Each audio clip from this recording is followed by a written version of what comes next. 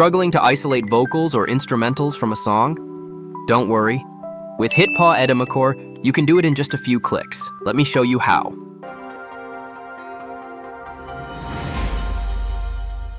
Step 1. Open HitPaw Edimakor. First, open HitPaw Edimakor and click on Create a New Project.